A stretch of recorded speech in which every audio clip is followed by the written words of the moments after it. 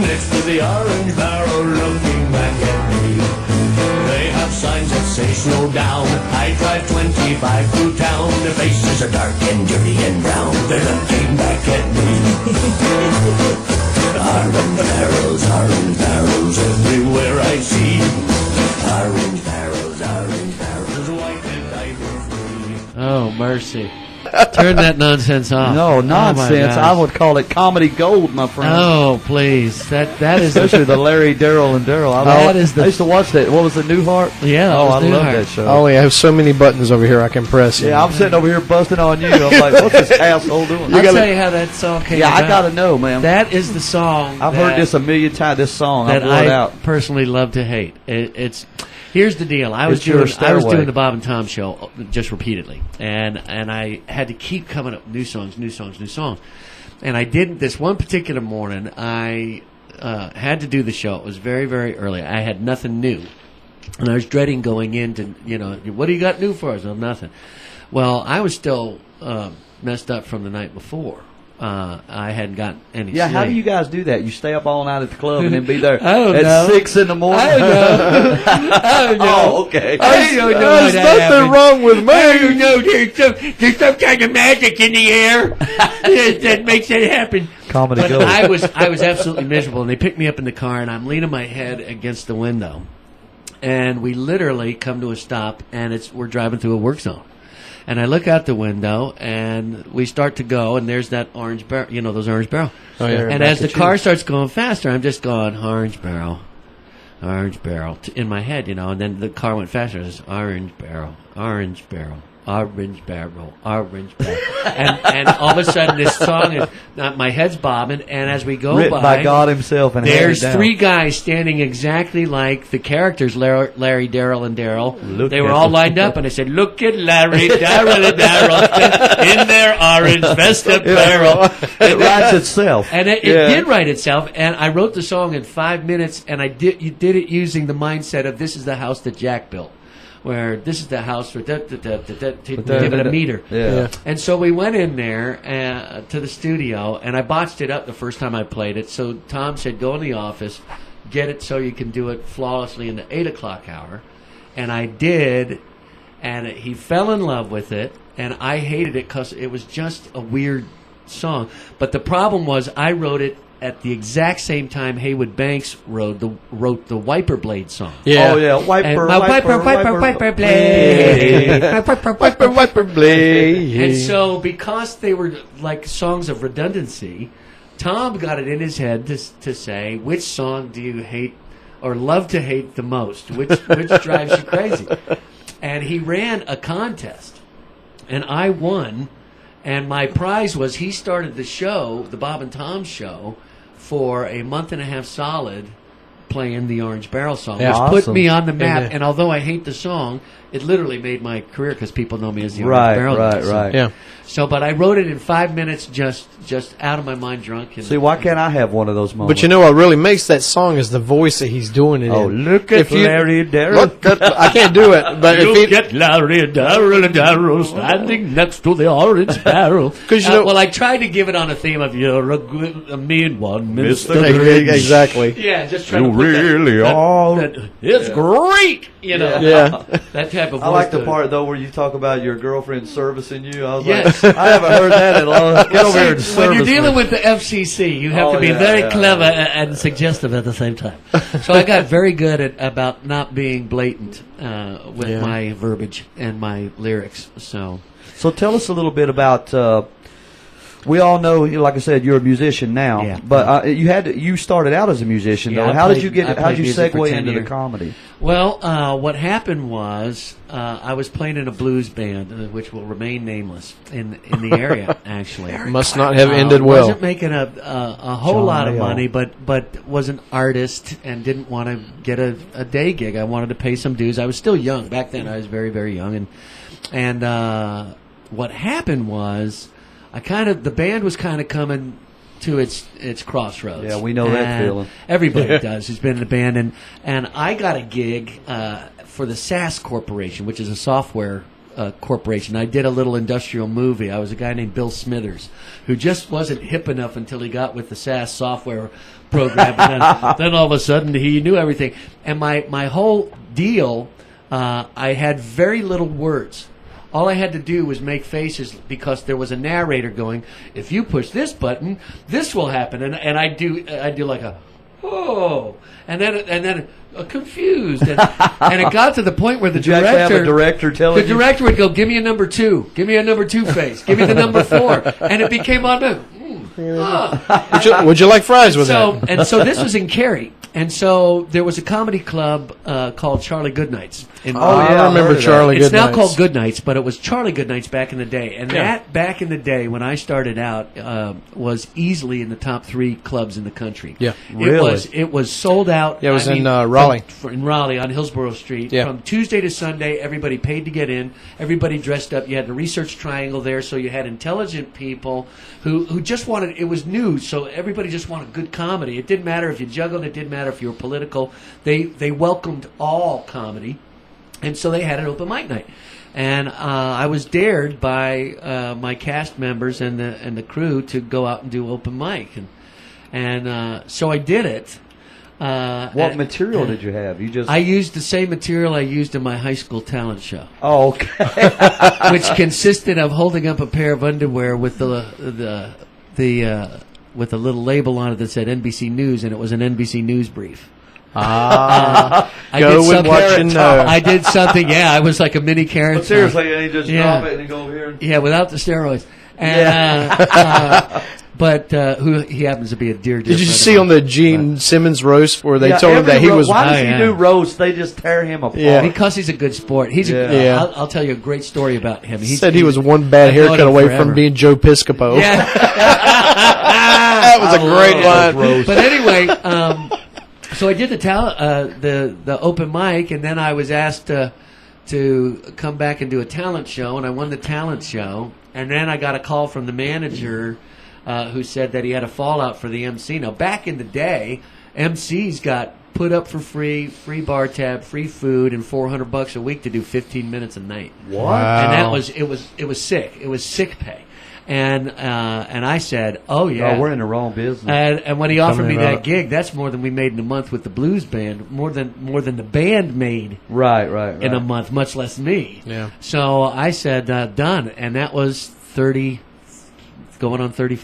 years ago. So, wow. Well, there had to have been some time, like, okay, how did you transition from just locally to? Well, that see, circuit? what happened is back in the '80s, there were several.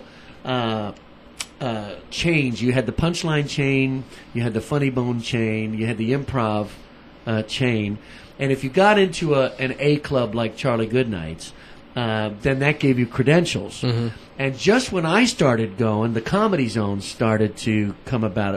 It was run by Brad Greenberg and Creative Entertainment. It is now owned by Brian Heffron, who's my buddy, who came up through the ranks of the company. That name sounds familiar.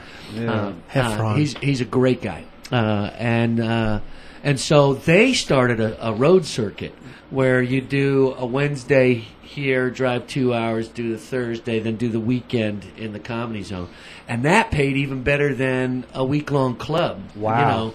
And so they at one point they had 40 weeks of work. Wow. And so if you're, so you're during doing, the week you're just chilling, and then you go out on the weekend. I was home Monday, Tuesday, Wednesday, usually out Thursday, Friday, Saturday, Sunday, or vice versa. And I was managed by them for 3 years, and they got me working. And at the 10-year mark, after I got rid of them, there were clubs in the Midwest and the West Coast I hadn't even worked because they kept me stuck on the grit circuit forever. Yeah.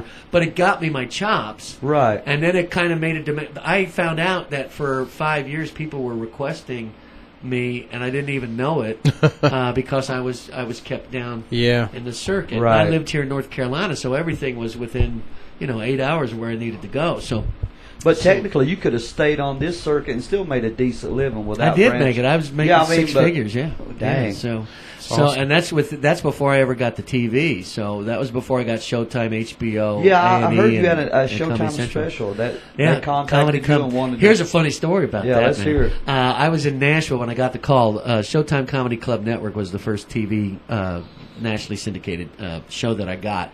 I was in Nashville at Zany's. It was the dead of winter. It was January 10th. So all my clothes, stage clothes, were heavy.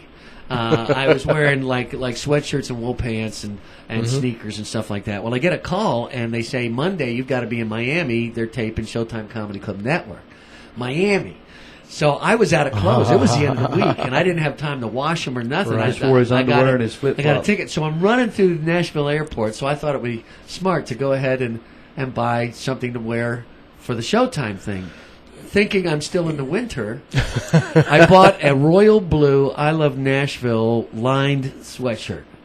Throw it in the bag. Don't think twice about it. I get to Miami. It's 100 degrees, humid, and I'm putting on my clothes, and I'm already starting to sweat. I've got paper towels under the armpits. Jeez.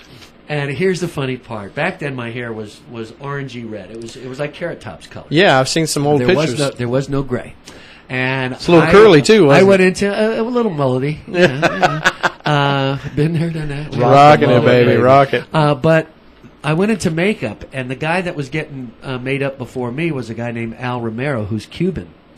And they were in a hurry, so they used the same makeup that they used on Al on me. It was like orange. Oh my God! Here's what makes it worse: my hair is orange, my face is orange. They forget to do my ears. Oh. So my ears are white. I look like a mannequin with the paint chipping off of my ears. You look like a dreamsicle. Meanwhile, and now I've got and now I've got and now I've got the royal blue sweatshirt. Yeah. Well, it's time for me to go on, and here's what the problem was. I'd never done TV before, and I'm used to performing in front of blackness, where I can't see the audience. Right. All the lights are up, so the cameras can catch people laughing and whatnot. Well, I'm seeing a guy who's dead asleep on the table. His head is on the table. Okay. I see two girls looking at me going, he's terrible looking. Yeah.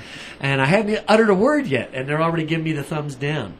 And so now I start to sweat like Albert Brooks in broadcast news when he finally gets the anchor spot. Right. I'm getting the big pit stains, yeah. And the neck is starting to sweat. Well, now the makeup starts, orange makeup starts to run into the royal blue, and there's little tributaries of orange makeup. I look like the biggest Florida Gator fan you'd ever imagine. Go Gators. It's awful. I'm sweating profusely. I had a great set, but it was visually a cluster. Did you have any hecklers that were just going, here's how bad. Here's how I knew it was bad. My dad never says a derogatory thing about anybody. Never has.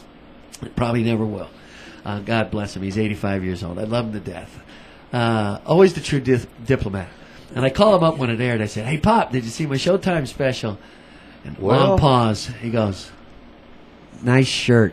That's when I knew how bad it was. That's when I knew it was glaring. But I ended up coming back for the Comedy Club Network All Stars, and then the next thing I did was Full Frontal with HBO, and then that stemmed to A&E's Evening at the Improv, and then Comedy Central, and here's a little tidbit: I was actually supposed to be the first guy on MTV Spring Break. Oh, really? I did it at a place called Max in Daytona Beach, and they never went with it, and Pauly Shore picked it up the next year, and the rest is history. Ow! You could have been in Weasel. The Weasel. Speaking of Pauly Shore, a lot of people probably don't know this, but Todd owned his own comedy club. That's where I first met you, and I got to see Mr. Tim Wilson. And he was awesome, and Todd set us up. Not only did we had a limo ride there, and he treated us like it was... Those were good days, man. Short-lived, but good days. But I also heard a rumor, and you can tell me whether this is true or not. That you almost beat up Pauly Shore. It's true. Wow. You heard it here, folks. It didn't ever come to blows. Here's what happened. Did you hear that ant piss on the... You were extremely upset. Here's what happened. I'll tell you the full story. Okay. And this is the absolute truth. Pauly came in. He was a little tired from the flight for whatever reason. Now, for 2 weeks before Pauly came in, his manager was blowing smoke up our butts, running us ragged to get everything right, writers in the contract and stuff. Well, I'm a comic. I'm a road guy. Right. You know, I know what's BS in a writer. So we were butting heads because I said, no, he's not getting this. He's not getting this. We'll get him this. He doesn't need to do this. So Paulie comes in, and this is when the club was new. The first time he came in, it was brand new to the area. I love so that people, place. Man, Yeah, 400K later. Yeah. Oh, Let's really? not even. I lost my ass. But anyway, and it was due to my partners and my naivete. But we won't go into it. Right. Lesson learned. But anyway, he comes in. Place is sold out. $25 a ticket, and he does 20 minutes and. Bails. Yeah, that's what I heard, and just walked out. And people are going. They're coming at me, and I'm going. Long after Paulie leaves, I'm screwed. These guys are going to say I'm running a scam. I'm getting no money. And which just happened is they set up outside to sell merch, and the manager was there. I said, "You and I need to have a talk." And he says, "I'm too busy selling merch." I said, "Oh, you're not selling any merch this show. You and I are going to take a walk." Yeah. And so I physically helped him over, and I said, "Here's the deal."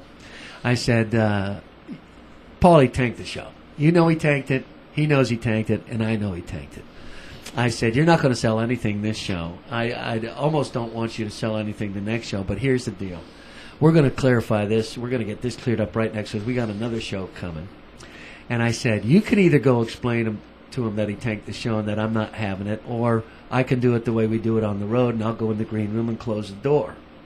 And that's all I said. And that's that. But if it came to that, that's awesome. If they came to that, I would have gone in there, closed the door. I wouldn't have come to blows. Which he's about what, 5'1", maybe 110 pounds. He's about 5'9" or whatever. But he's actually a nice. He's actually a nice guy. Right. But he was just kind of using his. He's gotten away with crap like that in other clubs. Well, I'm a comic, and I don't buy that. Yeah, crap. I mean, I'm not on the other side. I'm not enamored with fame, you know. Yeah. And I had just had Bobcat Goldthwait in there, where the only demands that he had was that he got to crank up my Harley in between shows and smoke a cigar and tell road stories while he was sitting on the Harley. That was it. He was the nicest mensch of a guy. Him and Bruce. Two of the lowest maintenance. I love Bruce. And great guys. And you'll find the guys with the most ability and talent are the least cumbersome. Right. So I went in there and I had I had a little choice words for Paulie. And from that point on, he started calling me Mr. Yohn. I said, "You don't have to do that. Just call me Todd. We're friends. It's okay. Just go out and do your job." And he was fine. And I had him back, and he came back, and he did the time. But I'll tell another story. I'm going to love. Please go He ahead. was coming out with his new movie, Pauly Shore is Dead, which was a thing. Now he which would almost was. He would go to the strip club after the show and do his deeds and bring girls back and whatever. Yeah. But this one night, I was ready to close up shop. It had been a long night. I hadn't even taken my first dump of the day. And it was starting to get to that point where percolating. This is going to be. I'm prairie dogging a little bit. This is going to be nice. You heard it here first on the Dirty Other Home Rock Show. Staff there, and Paulie comes in, and now he and I are getting along wonderfully. But he's talking about the movie, and I said, "Hey, I'm gonna," and so he starts walking back to the can with me, and he's telling me about, "What do you think? Do you think it'll work?" And I've got this idea, and so I go into the men's room, and I'm going, surely he knows that I'm going to be doing something here. That if you're a real guy, you don't have a conversation like, "Say, nice penis," or whatever. That's what I get that all the time. Yeah. So I bypass the stalls, I bypass the urinals, In the gay and I bars. go into the shitter, the stall. And surely, if someone's going to take a load, you don't stay in there. Right. If, just out of personal reasons that you don't particularly want to be there. Right. Well, he's pitching the movie to me right outside the door as I'm taking the steamer, and he's asking me for an opinion. I'm going, "Well, Paulie, doit, boink, bwomp, He's like, Mr. Yohn. and he never left. I mean, through the latter stages, I'm pulling up everything. He was there pitching that movie, and I'm going, that's dedication. And wow. And we've been friends ever since. Well, we're not talking friends, but if we see each other, we're just you shared a bond. You were fully dilated. Why? But there's a lot of guys, there's a lot of guys you'll hear stories about like that, and then there are other guys that just know that we do this for a living. We've been blessed to make people laugh and get paid for it. Yeah. And if a club wants you to get up in the morning and do radio, you get up and do radio. It's part of the it's part of the job. You can go back to sleep. Is that pretty much the gimme though? In every town you go in, it's like you have to go do the local radio station. Well, actually, not so much anymore because people are getting away from radio. You know, they're getting into podcasts, which is sad. That's true. I love radio. You know, it's like, there's a lot of guys. I mean, that's how I cut my teeth. But people just if what I started to do was I'd be at the show and say, how many people heard me on Rock 10 whatever, and nobody, and I was there for 2 hours. And nobody. I mean, I'm one of the dummies that pays for radio. I mean, $15 a month to listen. But it's XM. It's all an internet type of world that we do. So. And it's just going more and more that way. Yeah, I man. mean, movies, TV, everything. Yeah. Yeah, it's crazy.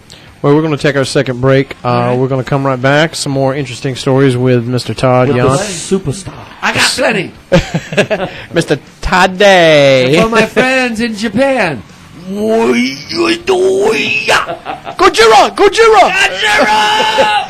We'll be right back. This is the Dirty Old Rock Show. There you go.